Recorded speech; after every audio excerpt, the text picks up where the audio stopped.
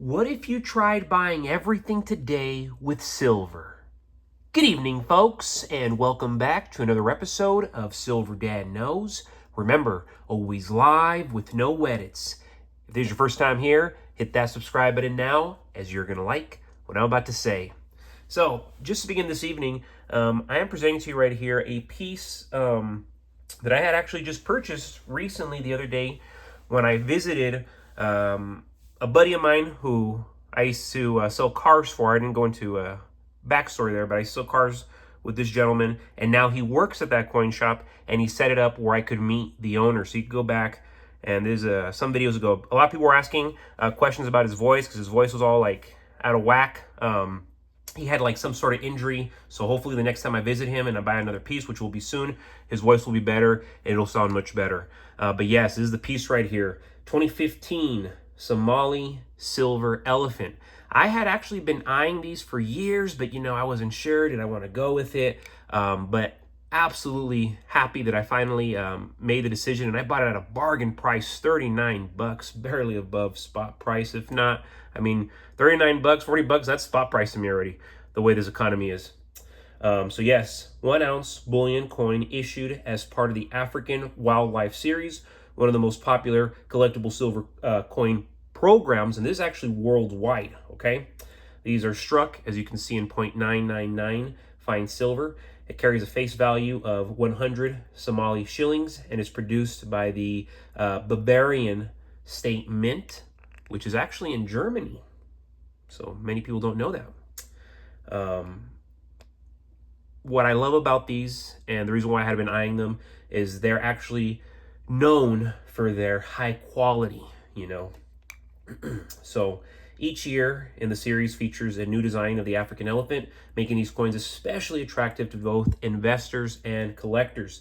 The 2015 edition, as we're looking at right here, we have a powerful scene of 2 elephants, one with its trunk raised, walking through the African savanna with trees and a rising sun in the background, very majestic. This detailed artwork captures the majesty of one of Africa's most iconic animals, if not its most iconic animal, aside from the lion, and highlights the series' reputation for beautiful, annually changing designs. Then we cannot forget about the obverse, featuring the Somali coat of arms with 2 leopards supporting a shield and a star at its center, surrounded by the coin's denomination and issuing country. This is very, very classy to me right here. And of course, because the design changes each year, the 2015 issue is valued not only for its silver content, but also for its collectability. So again, I purchased it for 39 bucks. I'm looking online. They're all going for high 40s, 50 bucks plus. Normally, I'm seeing them, any ranging from $50 to $60 normally online. So got a bargain. And that's why I'm going to check out that coin shop soon, because definitely a great buying experience for me.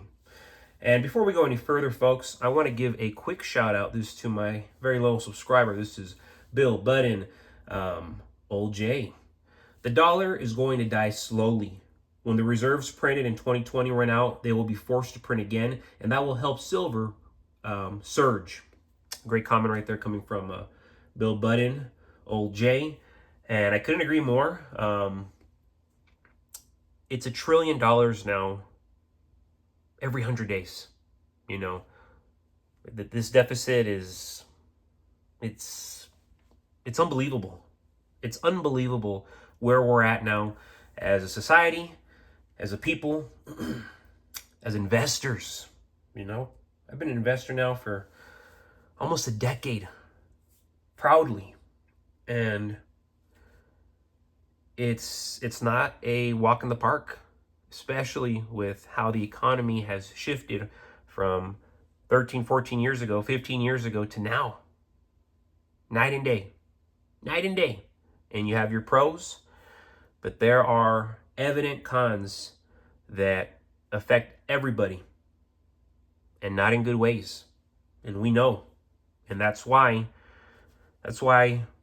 we purchase and we hold God's money, silver, gold.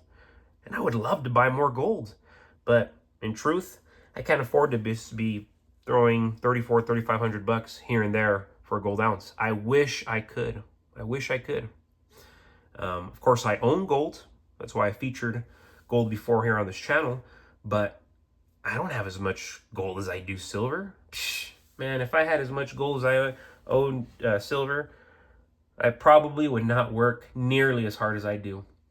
So anyways, folks, the day I tried buying everything with silver started off, it was one of those days I remember, it was filled with excitement. It was filled with curiosity, you know, because I kind of felt like a smart butt doing it. But I wanted to see if real money, tangible ounces of silver, still had a place in our modern, cashless, credit-driven world. You know, this woke world, as many of us understand it to be. Most people I know carry plastic in their wallets.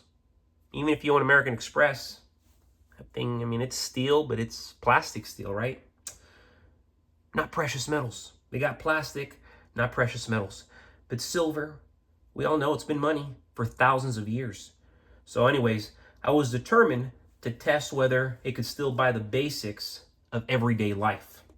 So literally like a week ago, my first stop was the local coffee shop, which is very close to my home. And, you know, Silver Mom, these women, they want their coffee. It's irking. I would just have it black at my work, but that's another story I go, right? So I get there. It's locally owned. So I get there. I pull out a 1 ounce, a silver round, right? Straight up American Eagle. And I asked the cashier if I could pay with it, right? And I felt I was being generous. I'm giving them an American Eagle just to be cool, to educate them. And yeah, she looked at me like I was joking. She was laughing, right? And then after a while, I said, you know what? Call your manager over here. So after a few laughs, the manager finally told me they couldn't accept it. But he did ask how much it was worth. When I told him roughly $42 to $45 with the premium, he looked shocked at how the coin, you know, this little coin that he knew nothing about, had that kind of purchasing power. I ended up paying with cash, duh, but I left planting the seed of curiosity, which was pretty much my goal overall. After that, this is actually where it gets good. I visited a small farmer's market where local vendors, you know, it's a farmer's market, so they're selling all their own produce, their homemade goods, and these are farms very, very close to actually where I live, so I love that as well. And yes, I had much better luck. There's a rancher that I actually had sold a car to. He lives in that area, and yeah, he sold me some beef, and he took me very seriously because he already owns gold and silver. And when I told him silver, he was like, whoa. He was like, seriously, you'll trade me? You don't just want to give me your fiat money? And I said, no, you know what? This is just an experiment, and it's amazing that you actually understand it. And of course he understood it because he understood the value of real money, you know, ancient money. And it's clearly better to hold than paper dollars. So that moment, it felt strangely like I was stepping back in time because I was by the farm, you know. And it reminded me when barter and sound money still governed daily trade, something that is unfortunately so foreign today. So anyways, after that, later in the afternoon, I tried my experiment at a gas station. There's a corporate gas station. I'm not going to say the name of the gas station. But anyways, I go inside, and the attendant was having like a massive attitude, you know. So yeah, corporate rules. And they're saying, yeah, they only accepted cash or card. So this intersection reminded me how far removed we've become from the concept of silver as money. And I'm talking about American society. Big corporations, they don't see silver as legal tender. And remember, they look at everybody as idiots. So of course they don't see it as legal tender for the idiots. Even though the US Mint stamps some coins with dollar values. Convenience has replaced authenticity, and debt-backed currency has replaced wealth-backed currency, which is what we're looking at. So anyways, whatever, I didn't let it get to me. So that evening, I was more reflective. I had faced rejection from modern businesses, but also seen a spark of interest among friends, among independent sellers. So the difference was clear. Small, self-reliant people value silver, while large corporate systems, they dismiss it. So a week ago, that day, it proved that silver, it still holds real world value, but only in places where people think independently rather than blindly. And they don't just follow the fiat system, the made up system, the fake system that they just print. Don't be one of those people. Because I'm telling you, the people with money, they got gold, they got silver. They will trade with you. And unfortunately, because we're almost communist, the way this corporate gig works, very sad, very scary. America's turning into a place where you're either rich or poor. Anyways, my experiment wasn't about buying coffee. It wasn't about buying gasoline. It was about testing silver's relevance in a world addicted to digital swipes and paper promises. What I discovered is that silver, it's real money. I mean, it's kind of like a reminded discovery. And when fiat currency, it collapses, that day is going to come. Those people will be the ones who already stand its true worth. You understand? The right people, they understand silver. The wrong people, they don't understand it. But folks, as always, thank you so much for joining us for another evening, another episode of Silver Dad Knows. God bless you. God bless your household.